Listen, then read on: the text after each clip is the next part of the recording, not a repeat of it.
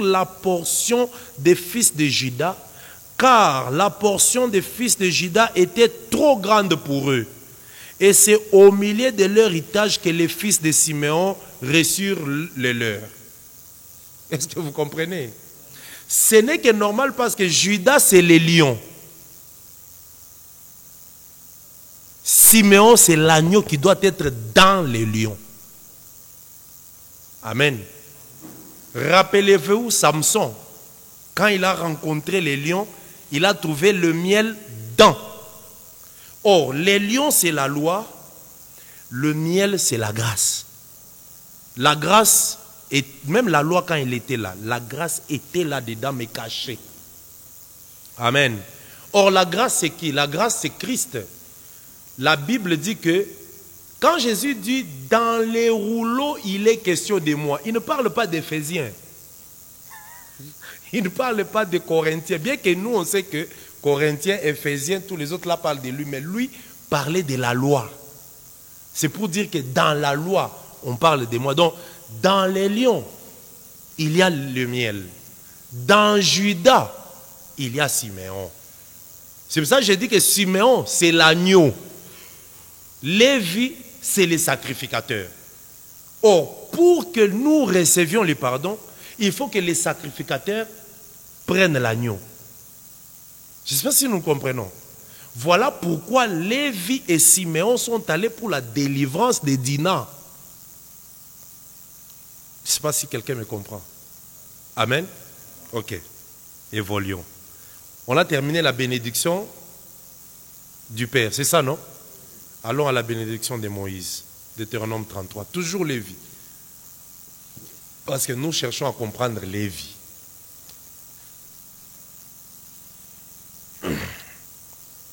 Amen.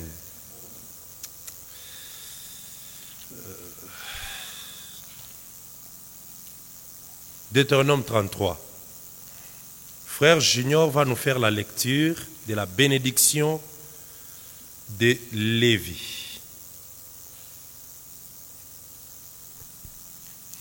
La bénédiction de Lévi, c'est à partir du verset 8. Deutéronome 33, de verset 8, nous lisons notre Jésus-Christ. Amen. Suivez, bien-aimés, suivez. Suivons la lecture. Oui, Deutéronome 33, verset 8, nous lisons notre Jésus-Christ. Amen. Sur Lévi, il dit, les Tumim et les Urim ont été confiés à l'homme saint que tu as tenté à Massa et avec qui tu as contesté aux eaux de Mériba. Lévi dit de son père et de sa mère, je ne les ai point vus. Il ne distingue point ses frères, il ne connaît point ses enfants, car ils observent ta parole et ils gardent ton alliance.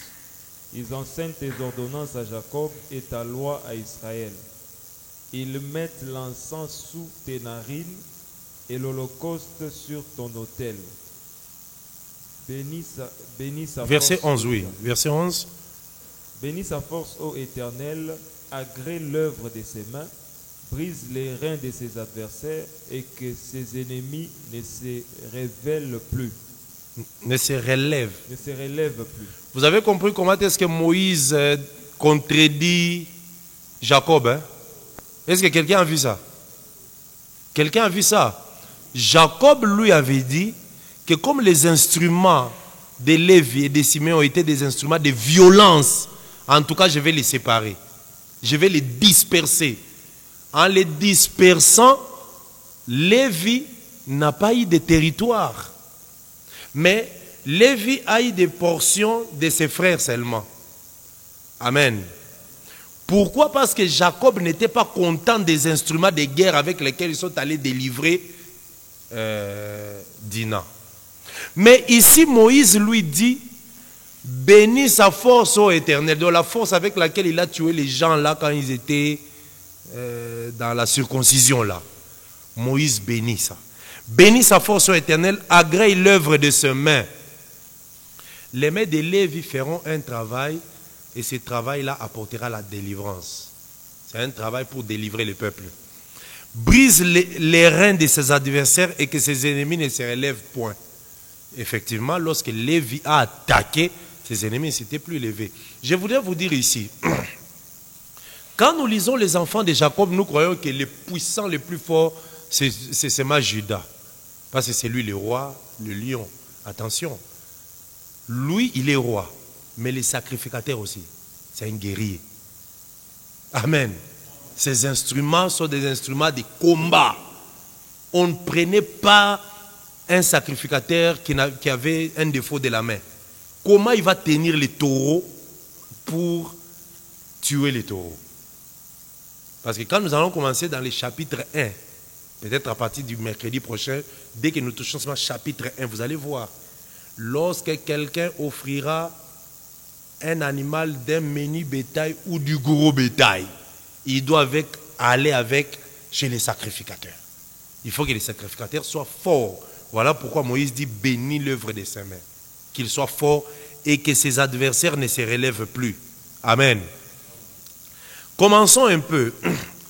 Sur Lévi, il dit, les Toumim et les Urim ont été confiés à l'homme saint que tu as tenté à Massa et avec qui tu as contesté aux eaux de Mériba. Ici, je voulais vous prouver que l'homme saint dont on parle ici, c'est Dieu, mais c'est Moïse. Amen.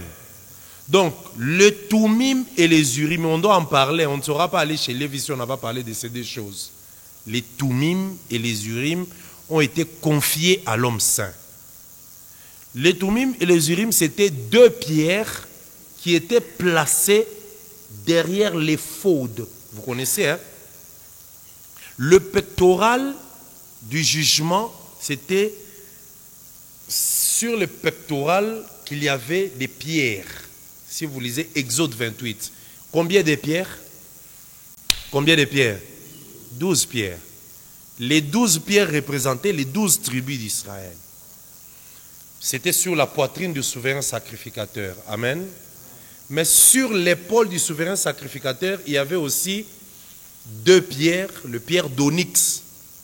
Or, onyx, c'est la pierre de Joseph. Amen. Pourquoi? Parce que le père avait déjà dit que Joseph, lui, portera la charge de ses frères. Il sera le berger quand vous lisez Genèse 49. C'est pour cela que dans les 12 pierres qui se trouvaient sur la poitrine, la pierre d'onyx qui représentait Joseph, parce qu'après onyx, Joseph, il y a jaspe qui est Benjamin. Je pense que nous comprenons ça. Amen. Et on prend encore les deux pierres, donc onyx là, qu'on met sur les épaules. Donc Joseph avait, tout ça c'est quoi? C'est dans la prophétie du Père. Quand vous suivez la bénédiction de Joseph, Joseph sera les bergers de ses frères. Vous comprenez? Or, les bergers fait quoi? Ils portent la charge. Voilà pourquoi Joseph, il est sur leur poitrine, mais Joseph est aussi sur les épaules. Au même moment, poitrine et épaules. Maintenant, il y avait aussi deux autres pierres derrière qu'on appelait l'Urim et le Toumim.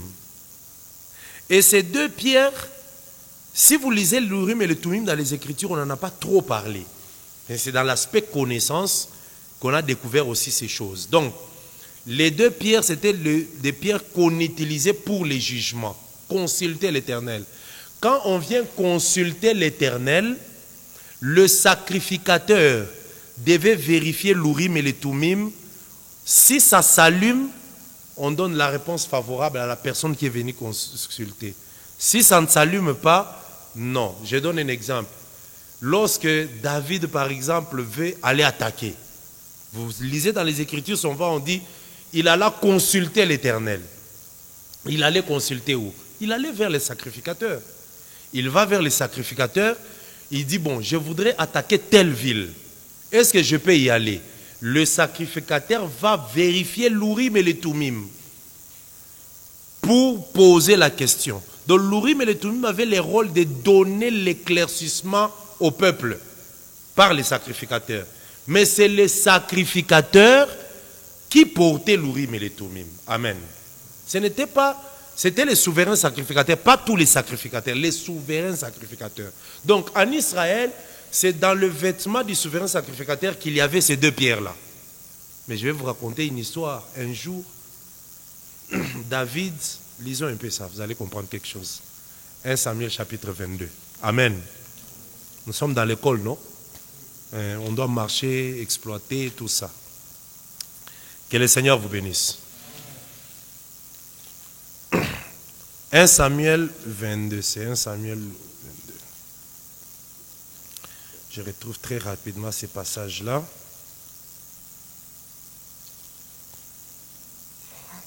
Oui, 1 Samuel 22. Qui va nous lire? Le frère Apollos ou bien toujours le frère Julien? Frère Apollos va nous faire la lecture. J'ai fait ça pour que tous ensemble nous travaillons. Amen. Ok. 1 Samuel 22, tu peux commencer la lecture au verset... Attendez. Verset 18. 1 Samuel 22, verset 18. Alors le roi dit à Doeg, tourne-toi et frappe les sacrificateurs. Augmente un peu le volume.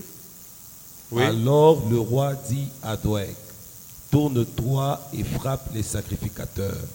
Et Doeg, l'Édomite, se tourna, et ce fut lui qui frappa les sacrificateurs.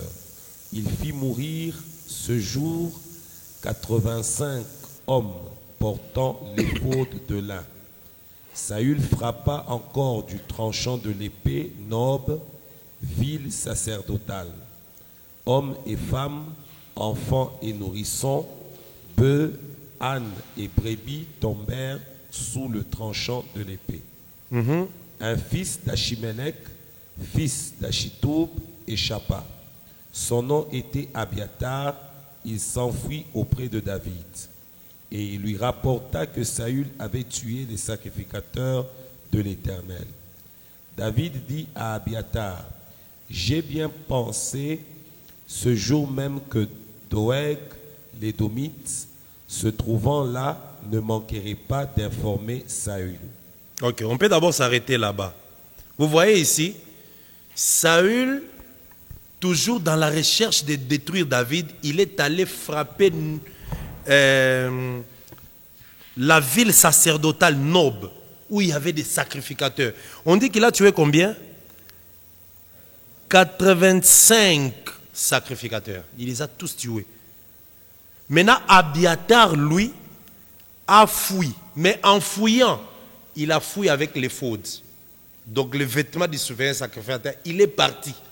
Donc, ça veut dire qu'il est parti avec les Toumim et l'Urim. Amen. Maintenant, quand les problèmes se sont compliqués, Saoul commence à chercher à consulter l'Éternel. Il va le consulter comment?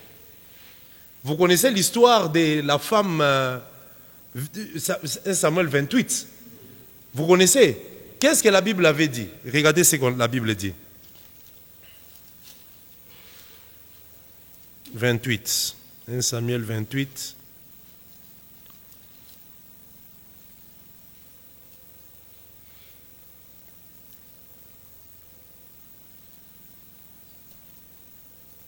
Oui, 1 Samuel 28. On peut prendre la lecture à partir du verset... Bon, verset 5. À la vue du camp des Philistins, Saoul fut saisi de crainte. Un violent tremblement s'empara de son cœur. Saoul consulta l'Éternel. Et l'Éternel ne lui répondit point ni par des songes, ni par l'Oumim, ni par les prophètes. Pourquoi? Il a frappé les sacrificateurs, maintenant il part consulter l'Éternel. Or, les sacrificateurs lui donneront la réponse en fonction de l'Urim et le Toumim. Amen. Or, l'Urim et le Toumim, déjà Abiatar avait fui avec. Il a fui Saoul, il a quitté Saoul, il est parti là où il y avait David. Maintenant, si vous suivez dans la suite des temps, vous verrez que David, maintenant, lui a consulté l'Éternel. S'il devait partir, c'est quoi, la ville de Keïla ou quelque chose? Et l'Éternel lui a répondu. Pourquoi? Parce que lui avait déjà les sacrificateurs qu'il avait amenés. Relisons chapitre 23. Toujours là, tournons un peu. Chapitre 23. Chapitre 23. Verset 3. Je lis au nom de Jésus-Christ. Mais les gens de David lui dirent, voici, nous ne sommes pas sans crainte ici, même en Juda. Que sera si nous allons à Keïla contre les troupes des Philistins?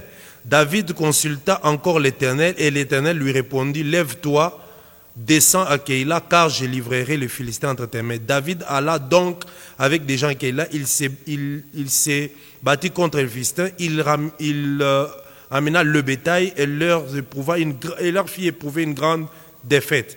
Ainsi David délivra les habitants de Keïla. Lorsque Abiatar, fils d'Achimélec, s'enfuit vers David à Keïla, il descendit ayant en main l'éphod. Amen. Amen. Donc, l'Urim et les Tumim, ce sont des instruments, ce sont des pierres, hein, des instruments qui étaient dans le vêtement du souverain sacrificateur pour donner un jugement. Aujourd'hui, l'Urim et les Tumim, c'est l'esprit de la révélation. C'est l'esprit de la prophétie. Quand il y a un problème, nous cherchons la face de Dieu, l'esprit de la prophétie nous éclaire. C'est ça l'Urim et Tumim.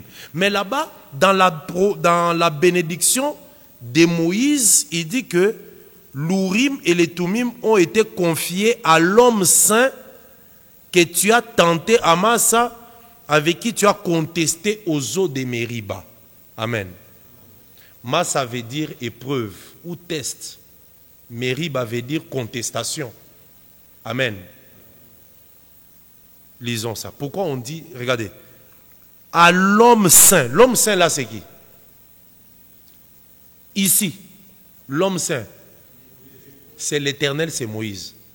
On n'a pas dit les hommes, on a dit l'homme saint. Pourquoi? Parce que l'Éternel lui-même était déjà descendu, il est entré dans Moïse. C'est pour ça que l'Éternel avait fait Moïse Dieu. Amen. Alors, allons un peu là où ils avaient contesté. Allons un peu là où il y avait la contestation. Exode 17. Là où il y avait la contestation.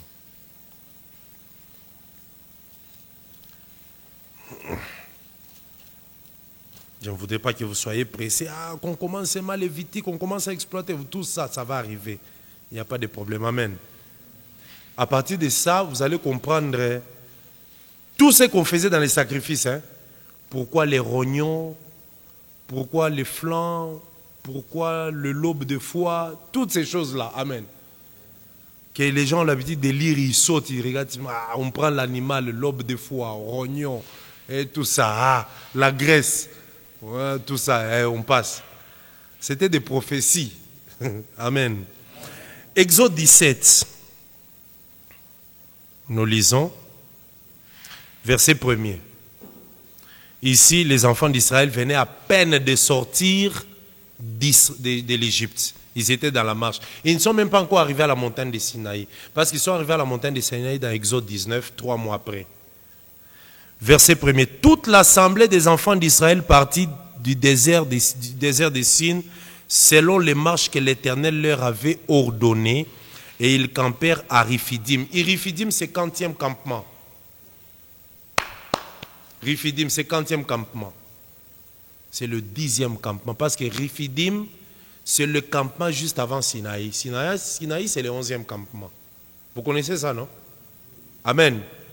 Oui, Sinaï, c'est le 11e campement. Parce que c'est au 11e campement qu'ils ont recommencé la marche. Amen.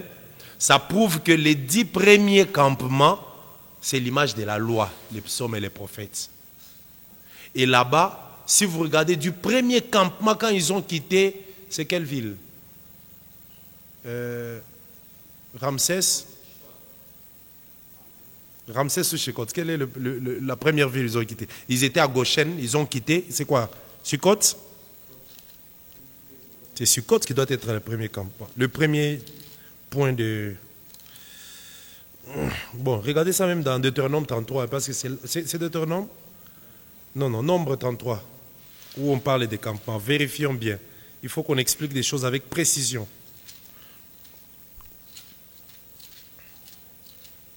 Voilà. Ils sont partis de Ramsès. On ne va pas compter Ramsès comme les campements. Non. Ils sont partis de Ramsès. Nombre 33, je commence à partir du verset 3. Ils partirent de Ramsès le premier mois, le 15e jour du premier mois, le lendemain de la Pâque. Les enfants d'Israël sortirent la main levée à la vue de tous les Égyptiens. Et les Égyptiens entraient enterrèrent ceux que l'Éternel avait frappés parmi eux. Tout le premier-né, l'Éternel exerçait aussi des jugements contre leur Dieu. Les enfants d'Israël partirent de Ramsès et campèrent à Sukkot. Amen. Des Sukkot jusqu'à Riphidim, c'est 10 campements. Mais si vous regardez, pendant les 10 campements, leur marche, ils marchaient en désordre. Vous comprenez? Ils marchaient en désordre. Si un Zabulonien avait un ami danite, ils marchent ensemble, ils disent non, nous sommes amis, la marche elle est longue, viens, on va marcher ensemble. C'est lui de la tribu de Nephtali qui avait, entre parenthèses, sa copine de la tribu de Manassé. Il dit, ah, on va marcher ensemble. C'est comme ça qu'ils ont marché de Sukkot jusqu'à Riphidim. Mais quand ils sont arrivés à la montagne, 11e campement, Sinaï, Dieu leur a expliqué comment ils vont commencer à marcher, comment ils vont se mettre par groupe, comment ils doivent respecter les bannières. Les choses ont changé. Les jours où ils ont commencé la marche, à partir de quoi les tribus marchaient entre elles. Jamais. Donc tu es de la tribu de Juda, soit dans la tribu qui est à la tête. Tu es la tribu de Dan, dans votre tribu, et là au fond, ils respectaient ça. C'est pour montrer que les 10 campements, c'est la loi. Mais à partir du 11e, c'est quand l'Esprit a donné l'orientation des choses. Le 11e campement, c'est la marche de l'Église. Amen. Voilà. Alors, ici, à Riphidim, ils sont arrivés, Exode 17, Riphidim qui était le 10e campement. Nous lisons alors. Toute l'assemblée des enfants d'Israël partit des déserts de Sin, selon les marches que l'Éternel leur avait ordonnées, ils campèrent à Riphidim, où le peuple ne trouva point de l'eau. C'est ici que les problèmes commencent. Amen. Amen. Alors le peuple chercha querelle à Moïse. Vous voyez, suivez très bien. Si vous ne comprenez pas ici, vous n'allez pas comprendre Deutéronome 33. Le peuple chercha querelle à Moïse. Ils dirent, donnez-nous. À Moïse, hein, donnez-nous. Toi, Moïse, est ton Dieu. Amen. Amen. Donnez-nous de l'eau à boire. Maintenant, écoutez. Moïse leur répondit, pourquoi me cherchez-vous querelle et pourquoi tentez-vous l'Éternel? Amen. Amen. Est-ce que quelqu'un comprend? Bougeons un peu. Amen. Je reprends. Alors le peuple chercha querelle à Moïse. Ils dirent, donnez-nous de l'eau à boire.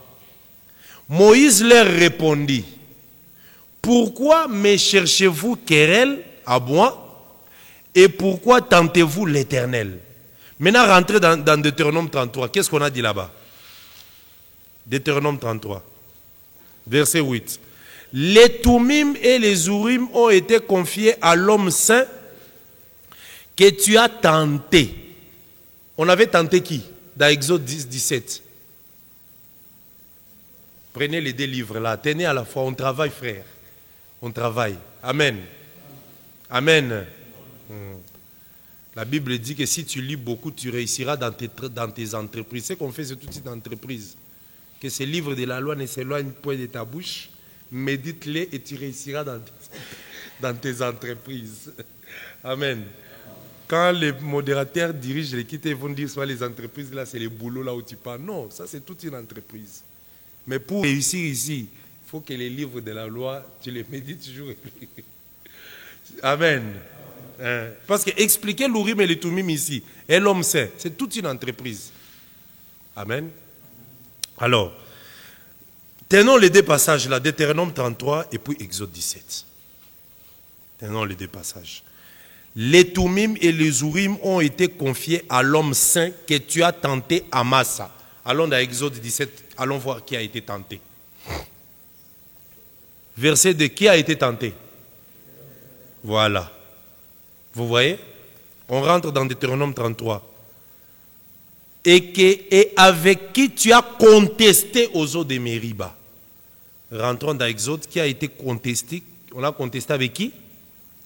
Moïse leur dit, pourquoi me cherchez-vous querelle? Maintenant, là-bas, on nous dit que l'Urim et le Tumim ont été confiés à l'homme saint. Maintenant, l'homme saint là, c'est qui? On explique l'homme saint là, c'est celui que tu as tenté et que celui avec qui tu as contesté. Donc, l'homme saint qui est un là, c'est l'Éternel et Moïse. Vous comprenez? Ici, je suis en train de vous expliquer que Lévi, c'est l'Éternel. C'est ça mon souci. Que vous comprenez que quand on dit l'homme saint là, c'est l'Éternel et Moïse. Pourquoi? Parce que quand l'Éternel avait vu la souffrance et qu'il a entendu les cris, il est descendu. Dès qu'il est descendu dans le buisson ardent, il a confié, il a donné la commission à Moïse. C'est Dieu qui est entré à Moïse et il est parti. Amen. C'est pour cela, aujourd'hui, dans la doctrine, vous devez comprendre que le ministre qui joue le rôle de Lévi, c'est l'Éternel. Amen. Trouvons ça dans Lévitique 21. Prenons Lévitique 21. On va rentrer dans Deutéronome 33. Bien aimé, si on ne comprend pas ça, ça sera difficile d'aller comprendre même les actions, les offrandes d'action de grâce, les offrandes d'expiation et tout ça. Sera difficile.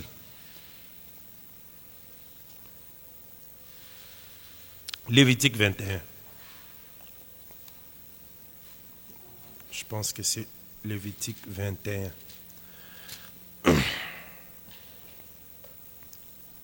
Amen.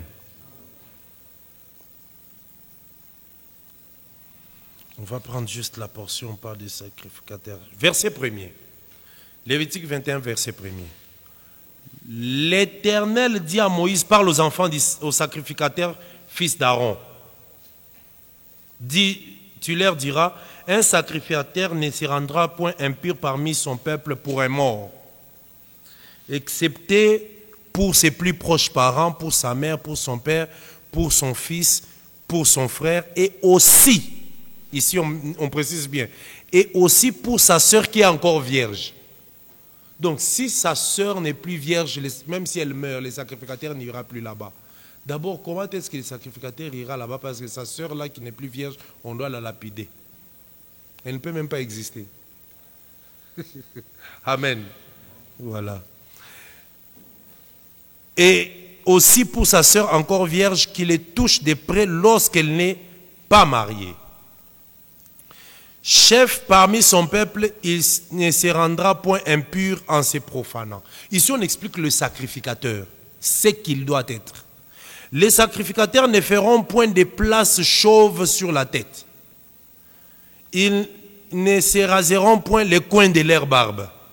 Je sais qu'on aura des questions et ça viendra, ne vous en faites pas. Ils ne feront point d'incision sur leur chair. Ils seront saints pour leur Dieu. Vous voyez l'homme saint? Les sacrificateurs. Amen. Ils seront saints pour leur Dieu et ils ne profaneront point le nom de leur Dieu, car ils offrent à l'Éternel le sacrifice consumé par le feu, l'aliment de leur Dieu. Ils seront saints. Je dis, l'aliment de Dieu. Quand les sacrificateurs offrent l'aliment là, on dit que c'est l'aliment de Dieu. Dieu mange ça comment? Amen. Comment est-ce que Dieu mange? Par la fumée. Donc Dieu mange par le nez. Quand il sent la bonne odeur, il est content. Amen. Et ce qu'ils offrent là, c'est l'aliment de Dieu. Et on appelle ça quoi? Sacrifice. Je vais vous scandaliser. Alors, si le sacrifice, c'est l'aliment de Dieu, quel est le meilleur sacrifice par excellence? Donc Dieu a mangé Jésus. Amen. Amen. Je sais que les gens qui vont nous suivre en ligne, ça va les déranger. Mais nous ne sommes que dans les Écritures. Amen. Oui. Là, nous ne parlons pas des choses physiques, c'est dans les spirituels. Parce que Dieu agrée l'offrande. Or, l'offrande par excellence, c'est Jésus. C'est Dieu qui a mangé Jésus. Amen. Voilà. Donc ça veut dire il a agréé Jésus comme l'offrande d'une bonne odeur. Si on ne vous explique pas ça comme ça, quand on va entrer dans Lévitique, parce que dans Lévitique, partout vous allez voir, c'est l'offrande d'une bonne odeur agréable à l'Éternel. C'est l'offrande d'une bonne odeur agréable à l'Éternel. Bon, si c'est l'offrande d'une bonne odeur, maintenant prenons, quittons dans la loi, venons dans la réalité. Dieu lui-même, il est là. Jésus-Christ lui-même est le sacrificateur et Jésus, il est le sacrifice. C'est normal que Dieu agrée l'odeur Jésus. Amen. Amen. C'est pour cela, l'apôtre Paul dit dans Corinthiens que ça, ce n'est qu'un langage qu'on peut utiliser parmi les sauvés. Parmi les sauvés. Amen. Même toi qui me suis en ligne, si tu es sauvé, c'est un langage que tu dois comprendre. Que, Amen. Que Jésus, c'est le sacrifice. Jésus lui-même, il est sacrificateur. Son sacrifice-là doit aller dans le narine de Dieu. Et Dieu mange par les narines. Amen. Et la Bible nous dit que la foi vient de ce que nous entendons. Vous voyez? Donc nous recevons par les oreilles. Nous recevons la foi par les oreilles. Mais Dieu reçoit l'offrande par le nez. C'est très important. Sinon, on aura des problèmes pour comprendre Lévitique. Amen. Voilà. Rentrons. Le Tumim et les Urim ont été confiés à l'homme saint. On vient d'étudier l'homme saint. L'homme saint, c'est qui?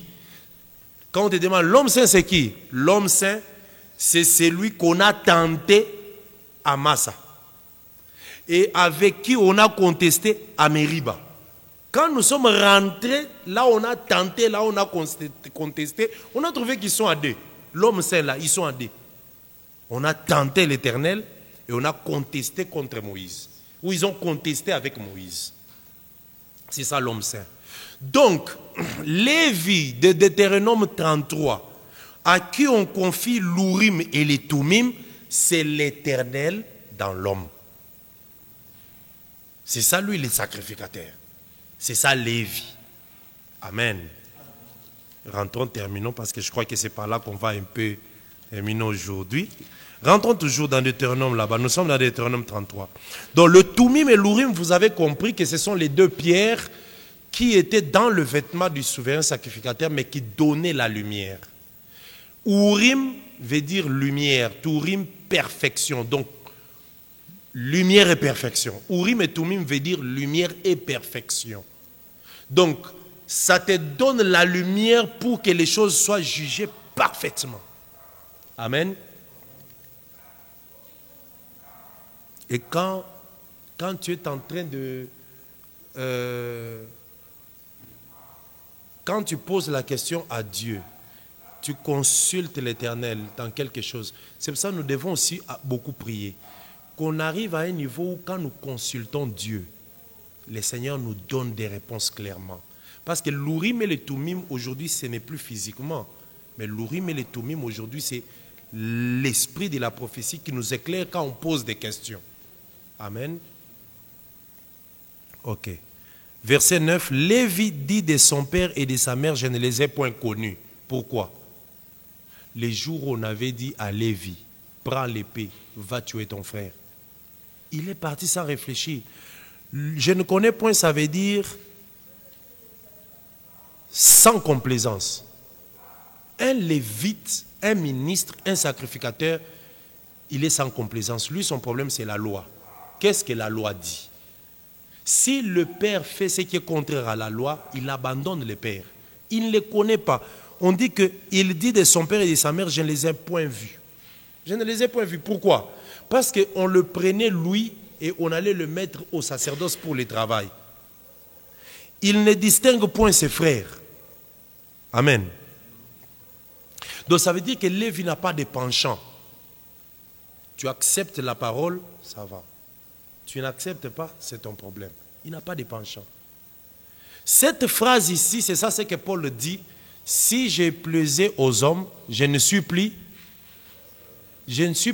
serviteur de Christ. Donc ça veut dire que si je commence à plaire aux hommes, je ne suis plus lévite, je ne suis plus Lévi, je ne suis plus sacrificateur. Amen. Il ne distingue point ses frères, il ne connaît point ses enfants. Est-ce que vous savez que... Amen. Est-ce que vous savez que le premier qui frappait ou qui tuait et qui détruisait sa fille qui n'était pas vierge, c'était le sacrificateur lui-même. Sa fille n'est pas vierge, lui-même va prendre sa fille, il l'expose vers les anciens. On lapide. Amen. Donc il ne distingue point ses enfants. Il ne connaît même pas ses enfants. Tu acceptes la loi, ça va. Si tu n'acceptes pas, car ils observent la parole. Il là, c'est quoi? C'est le peuple d'Israël. Amen. Nous disons, qu'est-ce que j'ai dit? Il là, c'est la famille des sacrificateurs, la tribu des Lévi. Ils observent ta loi, ils gardent ton alliance.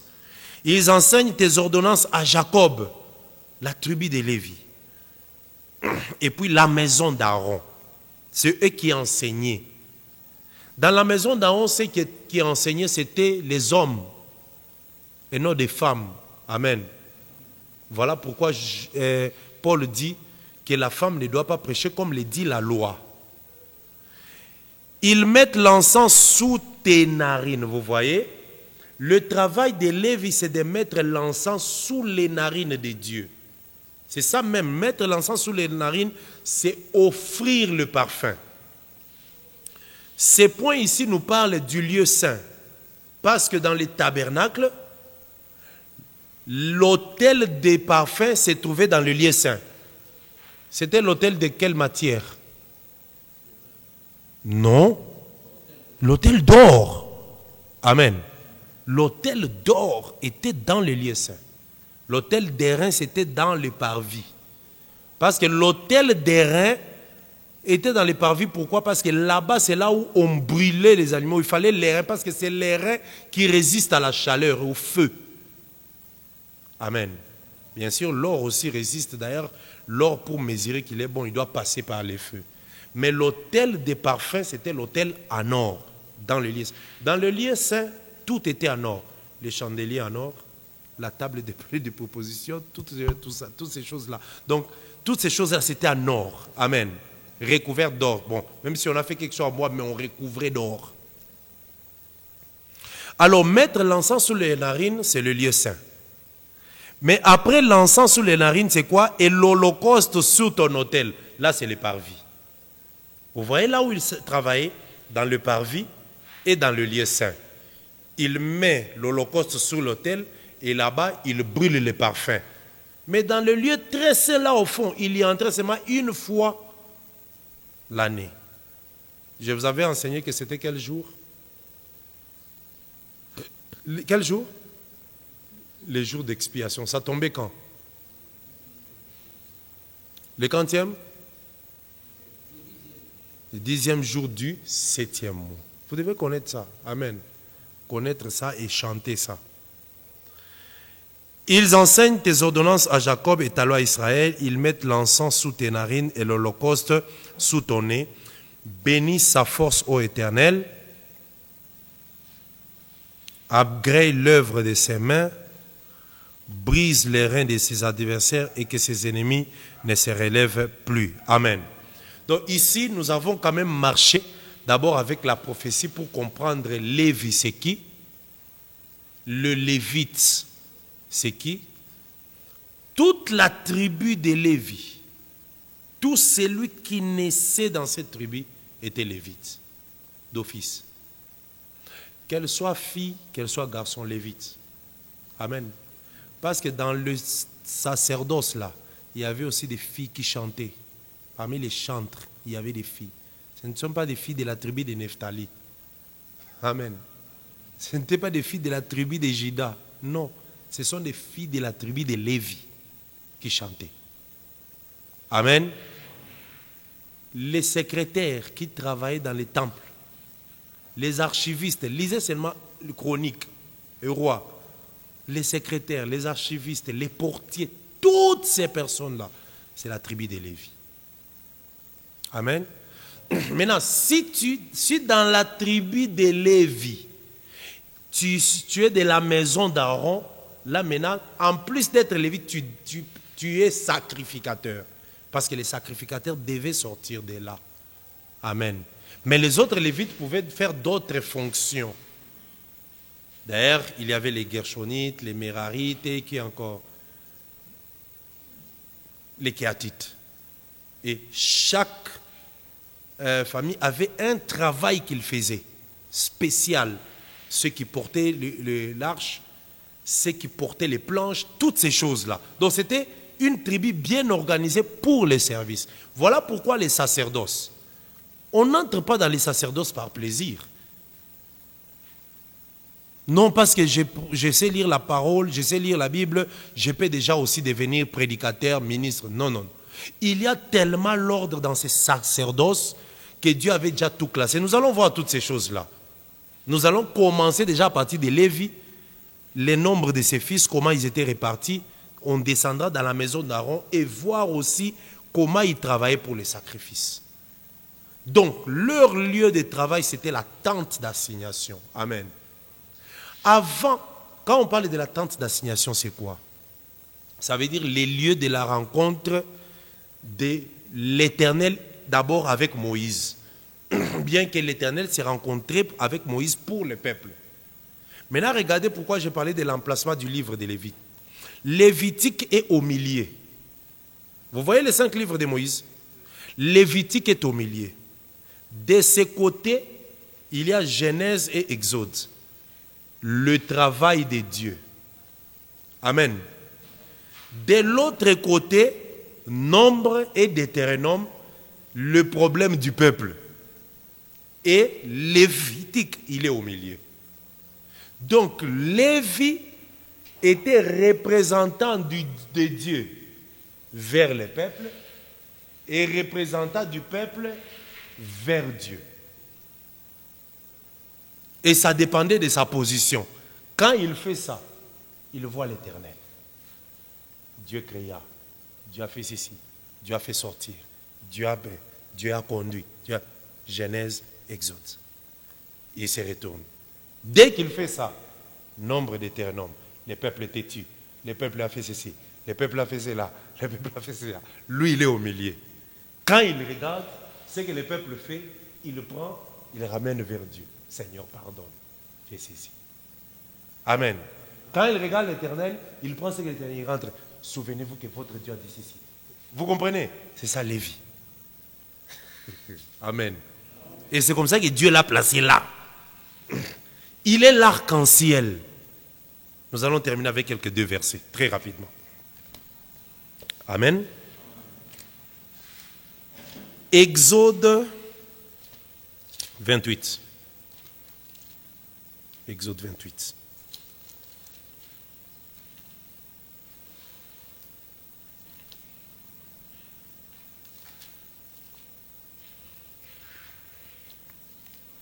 Exode 28.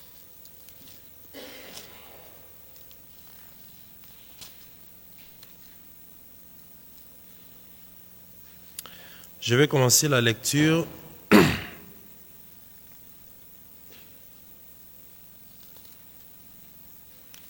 Je commence au verset 1er, Exode 28, verset 1er. Amen.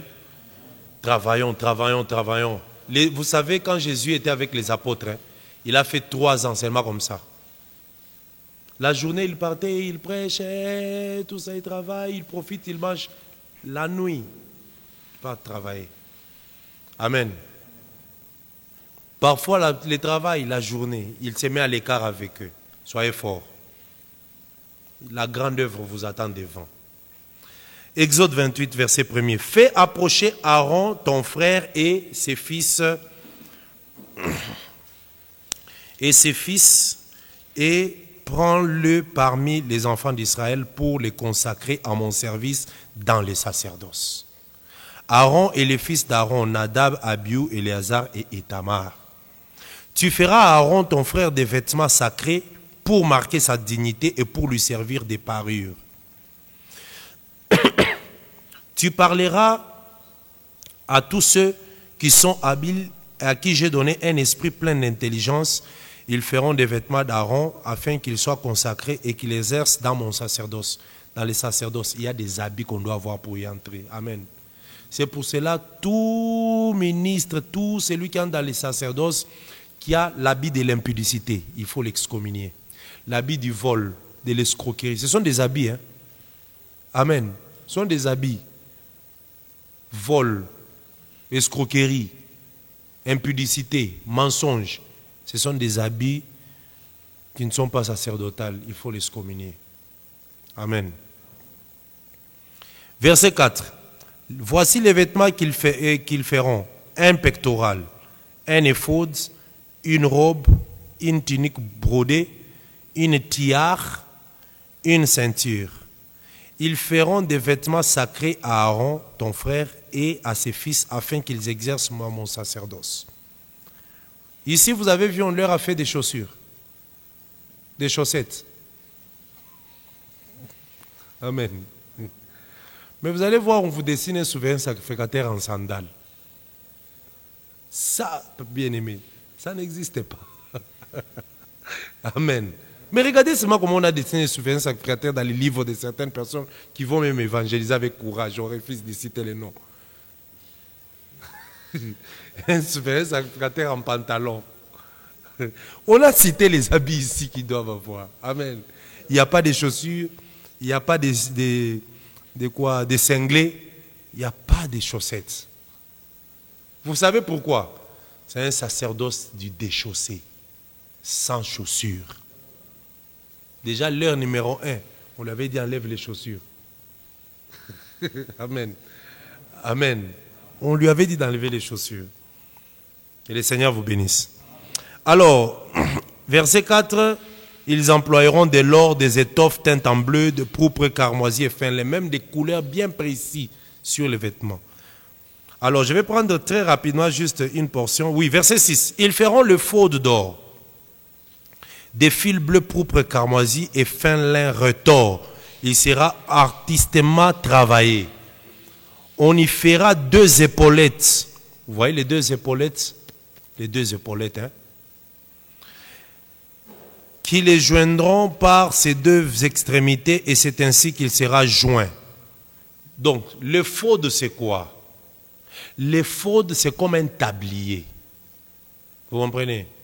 L'éphod, c'est comme un tablier. Et puis ça a des épaulettes. Amen. La ceinture sera de même travail avec l'éphod et fixée sur lui. Il sera d'or, du fil bleu, pourpre et cramoisi et de fin lin retors. Tu prendras 2 pierres d'onyx et tu y graveras les noms des fils des enfants d'Israël. 6 de ces fils, de leurs noms sur une pierre et 6 autres sur la seconde pierre. Donc une pierre ici, on écrit 6 noms. L'autre pierre ici, on écrit aussi 6 noms. Maintenant, les sacrificateurs avaient les 12 noms, mais sur 2 pierres. Amen. Je vous ai dit que les 2 pierres, ne vous en faites pas, toutes ces choses on lit comme ça, que ça vous fasse bien de lire, parce que ça vous permettra de comprendre Lévitique. Amen. Voilà. Ici, c'est sur l'éphod, il y a les 2 pierres, mais avec 6 noms ici, 6 noms là-bas. Donc les 12 tribus sont sur les épaules du souverain sacrificateur. Pourquoi? L'Éternel voulait dire au souverain sacrificateur que c'est toi qui portes la charge de tout le peuple. Amen. Aujourd'hui aussi, le ministre porte la charge du peuple. En prière, dans les conseils, dans les réconforts, dans les exhortations, les soutiens, même matériellement, même physiquement, même spirituellement, tout. Amen. Alors, tu prendras 2 pierres d'onyx, et tout ça, verset 10, 6 de leurs noms sur une pierre et 6 autres sur la seconde pierre, d'après l'ordre des naissances. Tu graveras sur les 2 pierres les noms des fils d'Israël, comme on grave les pierres et les cachets. Tu les entoureras de montures d'or. Donc la pierre, elle est là, on fait une monture tout autour, mais en or. Amen. Que le Seigneur vous bénisse. Tout autour, comme ça, en or. Et puis, vous savez, les épaulettes, là, avec des pierres, ça pesait, mais on dépose ça sur l'épaule. Donc, le poids du peuple. Tu mettras les 2 pierres sur les épaulettes de l'éphod en souvenir des fils d'Israël, et c'est comme souvenir qu'Aaron portera leur nom devant l'Éternel sur les 2 épaules. Tu feras des montures d'or et 2 chaînettes d'or pur que tu tresseras en forme de cordons, et tu fixeras aux montures les chaînettes ainsi tressées. Verset 15. Tu feras les pectorales du jugement. Artistement travaillé, tu les feras du même travail que l'éphod, et tu les feras d'or, de fils bleus, pourpre, cramoisi, fin lin retors. Il sera carré et double. Sa longueur sera d'un empas et sa largeur d'un empas. Vous voyez le pectoral? Regardez. Le pectoral, c'était un truc comme carré. Amen. Mais on dit que sa longueur d'un empas. L'empas, c'est ça, d'ici jusque-là. Quand j'ai fait ça, c'est ça, un empas, cette mesure-là. Vous voyez? Bon, ça c'est l'empas. Ça c'est mon empas, mais l'empas du sacrificateur Moïse. Oui, attention, c'est important. Hein? Oui, parce que c'était Moïse que Dieu avait pris sa mesure. C'était sa mesure d'un empas. Ou la mesure sacerdotale. Vous voyez? Mais, quand on vous parle dans Apocalypse, qu'on a pris la mesure de la ville, mesure d'ange et non mesure de l'homme. Vous savez pourquoi? Moïse, Dieu l'a amené à la montagne pour voir ce qui est dans le ciel et venir représenter sur la terre. Dans le ciel là, c'est l'empas d'ange. L'ange là, c'est l'Éternel lui-même. Il y avait l'empas d'ange. Maintenant, Moïse, quand il descend, lui aussi utilise son empas. Ou l'empas de celui qui va faire. Ceux qui vont confectionner leur empas. Mais l'empas que lui a vu, c'est l'empas d'ange. On verra ça dans l'Apocalypse. Amen. Ok. Alors, les verset 17. Non, verset 16 d'abord. Il sera carré et double. Sa longueur sera d'un empas et sa largeur d'un empas. Tu en chasseras une garniture de pierres, 4 rangées de pierres. La première rangée, une sardoine. Donc nous comprenons que sardoine, c'est qui? Regardez les fils, hein? Ruben. Une topaze, c'est Siméon. Une émeraude, c'est Lévi. Voilà. Je m'arrête d'abord là-bas. Une émeraude.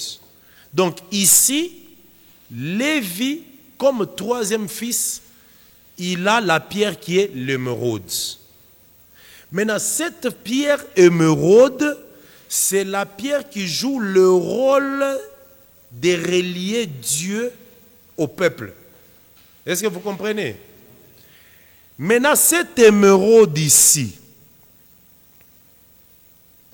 quand nous allons dans l'Apocalypse, je reviens, je sais que ce sont des choses que vous avez déjà eues, on en a déjà travaillé beaucoup, mais quand on revient, c'est bon. Hein? L'apôtre Pierre a dit que il m'est important que je puisse vous dire ces choses pour réveiller mon esprit, bien que vous les connaissez, mais c'est salutaire. Apocalypse.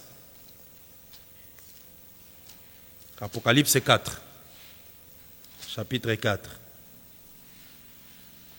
Retenez que sardoine c'est Ruben, topaze c'est Siméon.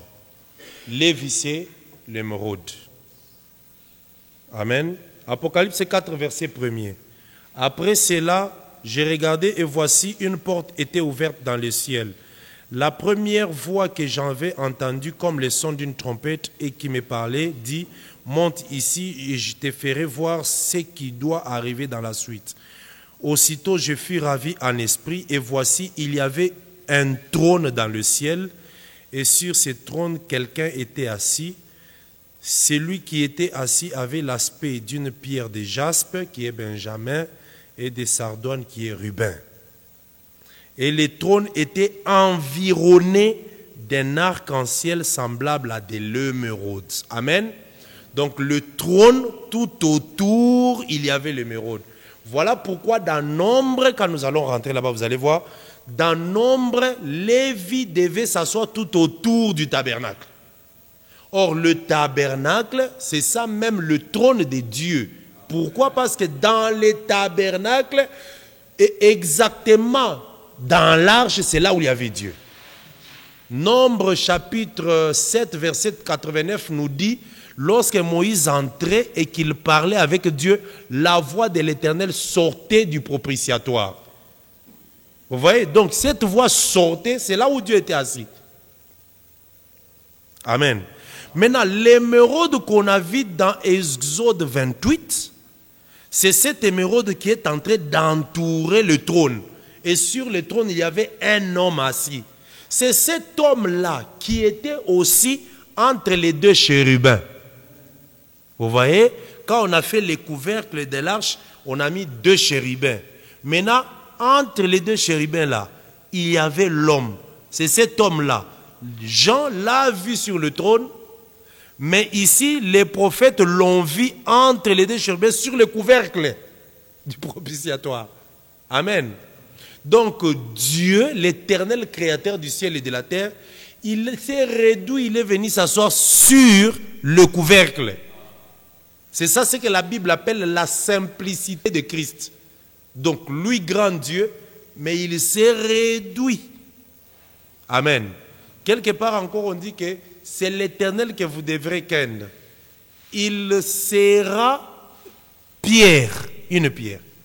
Vous comprenez? Il est le rocher, mais il deviendra une pierre d'achoppement. Donc il descendra, il quittera le rocher, il devient pierre. Mais quand il sera pierre là, il va amener l'achoppement. C'est comme ça que Siméon, quand Siméon l'a porté, vous voyez, avant qu'il n'entre dans le ventre de Marie, il était rocher. Amen. Il est devenu une pierre. Bon, une pierre ou un rocher de scandale. Enfin, rocher de scandale. Amen. Quand il devient rocher de scandale, il est devenu pierre. Amen. Voilà. Alors, ici, nous comprenons la position des Lévi, que c'était tout autour du trône. Et c'était tout autour du tabernacle. Amen. Voilà d'abord la pensée qu'on devait avoir aujourd'hui sur Lévi pour bien comprendre Lévitique. Amen. Frère Ginon, lis un peu Lévitique chapitre 1 jusqu'au verset 1 et puis nous allons nous arrêter par là.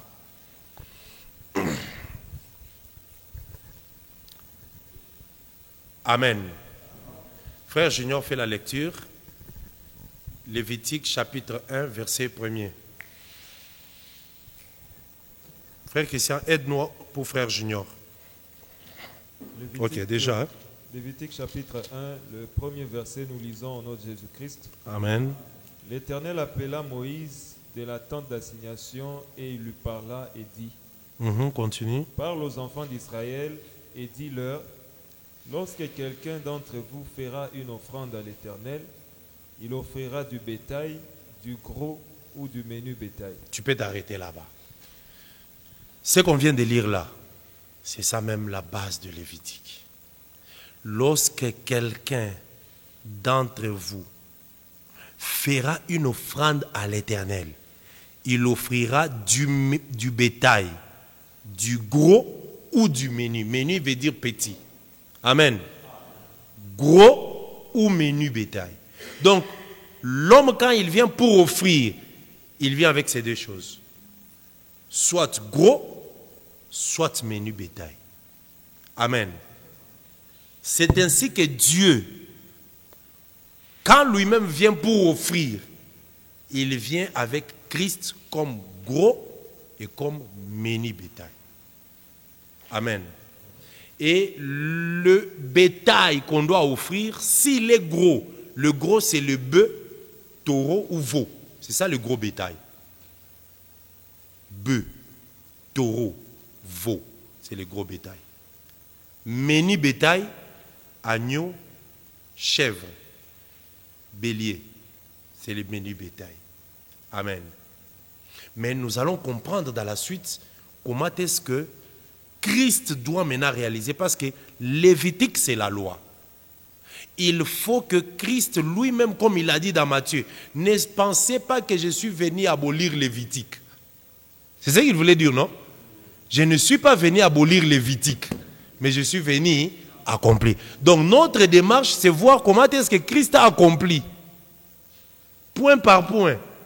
On lit, on voit comment il accomplit. On lit, on voit comment il accomplit. Amen. Du premier chapitre jusqu'au 27e chapitre. Parce que c'est la loi que lui a accomplie. Jésus, il est à la fois menu bétail et gros bétail. Amen. Que le Seigneur vous bénisse. Pour aujourd'hui, nous allons nous arrêter ici. Que la paix de Christ soit avec vous. Nous allons... Aujourd'hui, c'était la première séance. On a eu beaucoup de petits problèmes un peu logistiques. Ce qu'on a vu aujourd'hui nous permettra d'amender et de corriger pour que la séance prochaine se passe sans problème. Alors, j'aimerais que tout ce que vous avez suivi et noté, maintenant, le mercredi prochain, on va commencer par des questions et puis nous continuons. Amen. Parce qu'aujourd'hui, vous allez poser quelques questions. Vous avez d'abord pris à aller emmagasiner, préparer les questions. Maintenant, le mercredi prochain, nous prendrons des questions pendant un temps, même 40-45 minutes, et puis nous continuons avec l'exposé. Nous allons commencer les chapitres 1 le mercredi prochain. Amen. Où on parle des holocaustes. On doit connaître les holocaustes, étudier les holocaustes. Chaque position. Vous savez, quand vous lisez les Lévitiques, vous voyez, on dit qu'on prendra l'animal. Lorsqu'on l'a tué, on va asperger le sang. Il y a des jours ou des endroits, des offrandes où il faut prendre le sang et les jeter du côté est. Amen. Un autre jour, les jeter du côté nord. Très important. Tout ce qu'il faisait dans les sacerdoces là, très important. Il n'y a rien au hasard. Il y avait des sacrifices où on jette les sang du côté du septentrion, donc le nord, ou soit du côté de l'est, toutes ces choses-là. Des cendres qu'on va avec, il faut sortir en dehors du camp. Dehors du camp, c'est quoi? Tout ça, on va comprendre. Amen. Pourquoi il y avait des sacrifices où on devait prendre seulement les rognons? Les rognons, ce sont les reins de l'animal. Les reins, nous appelons reins. Mais pour l'animal, on appelle rognons. Pourquoi on devait prendre les rognons et puis les mettre aussi sur les sacrifices? Vous prenez l'holocauste, l'animal, vous tuez, vous enlevez ce qui est à l'intérieur, le rognon, les entrailles, tout ça. Vous faites sortir.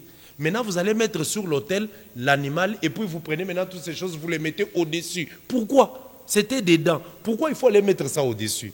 Tout ça, ce sont des prophéties. Amen. Voilà l'importance de ce qu'on va faire et ça va nous apprendre beaucoup de choses. Amen. L'oiseau, quand on veut les sacrifier, pourquoi on ne peut pas prendre seulement les couteaux, l'égorger et puis les sacrifier? Mais l'oiseau, on a dit à Moïse, attention, il faut utiliser l'ongle pour ouvrir la tête. Amen. L'ongle, on ouvre la tête. Très important. Pourquoi? Tout ça, on va voir ça par la grâce de Dieu. Après ces livres, vous serez forts. Vous connaîtrez les sacerdoces, vous maîtriserez, on ne va pas vous mentir. Amen. Et vous allez comprendre tout ce qui était là-bas, pourquoi ça devient comme ceci dans la nouvelle alliance. Que la paix de Christ soit avec vous. Que le Seigneur vous bénisse. Je demande à tous les bien-aimés qui nous suivent en ligne de nous supporter aujourd'hui. C'était la première fois, nous avions commencé, il y a eu interruption suite à certaines difficultés, perturbations des connexions. Cette période nous traversons, c'est que nous suivons, vous qui êtes à l'étranger très loin, sachez que nous sommes en République démocratique du Congo. Il y a un problème de connexion actuellement. Donc supportez-nous, mais tout ceci se passe dès que nous terminons ici, dans quelques minutes, on lance directement tout ce que nous avons pu suivre et partager. Donc par la grâce de Dieu, ça pourra atteindre tout le monde. Et mercredi. Alors nous allons faire 4 mercredis les mois, mais aussi 2 samedis. Pourquoi j'ai dit 2 samedis? Pour nous permettre de venir travailler seulement les questions-réponses les samedis. On va commencer à choisir des samedis. Pour les mercredis, c'est tous les... Mais les samedis, on va commencer à s'entendre. À tel samedi, on vient la journée, par exemple, de 15h à 17h ou de 16h à 18h, on travaille des questions, tout ça, parce qu'on doit aller vite. Lévitique a 27 chapitres. Sinon, on risque de prendre 2 mois. Moi, je voudrais qu'on fasse un effort, même dans 1 mois et demi, nous terminons Lévitique. Amen. Que le Seigneur vous bénisse. Ceux qui nous suivent en ligne, Nous avons besoin aussi de vos commentaires, de vos questions aussi. Vous pouvez même les écrire directement. Les numéros qui s'affichent au bas de l'écran là, vous pouvez l'utiliser pour poser des questions sur WhatsApp. Nous sommes ouverts. Ici, c'est à Lubumbashi, en République démocratique du Congo, dans la ville de Lubumbashi précisément, province du Haut-Katanga, dans l'église des dieux de Lubumbashi, assemblée d'Arokaras. Arokaras, c'est le nom de l'avenue sur laquelle l'église et l'assemblée se trouvent. Nous avons aussi plusieurs assemblées, toujours à Lubumbashi. Toi, peut-être qui nous suis à Lubumbashi. Tu es à Lubumbashi, du côté entrée de la ville, vers Kra, il y a une assemblée là-bas, l'église des dieux de Lubumbashi de Kra. Tu es vers la Rwashi, du côté Kimuchi et tout ça. Il y a aussi une église des dieux, assemblée de Bel Air Kimuchi. Et à la Rwashi aussi, l'église des dieux, assemblée de la Rwashi commune, parce que c'est une nouvelle adresse.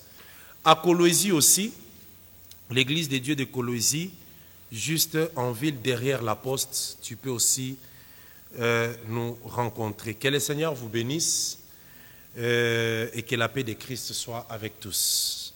Notre numéro de téléphone s'affiche, vous pouvez toujours nous contacter là et le Seigneur vous bénira. Nous allons dire merci à Dieu pour ces moments que nous avons passés vraiment ensemble et que la grâce de Dieu soit avec nous. Merci Jésus. Merci Jésus.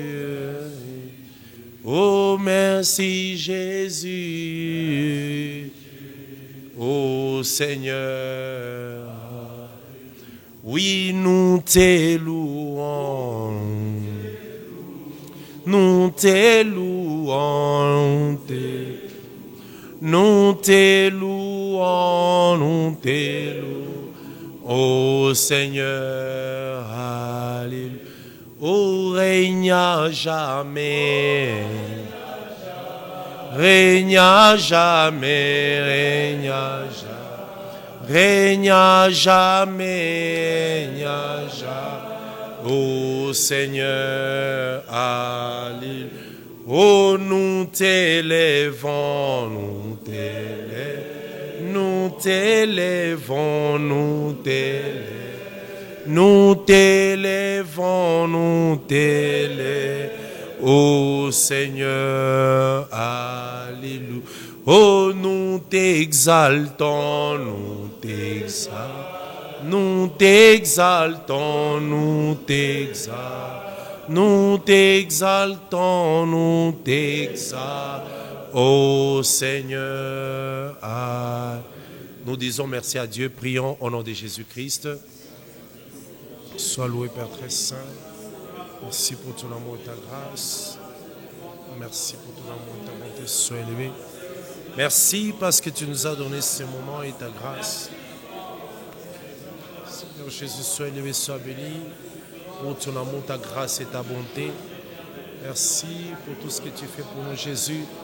Que ton nom soit loué, que ta grandeur nous conduise, Jésus. Merci pour ton amour et ta bonté. Sois élevé, Père très saint. Au nom de Jésus-Christ, nous avons ainsi prié. Merci pour ta grâce. Sois élevé, Père éternel. Au nom de Jésus-Christ, nous t'avons ainsi prié.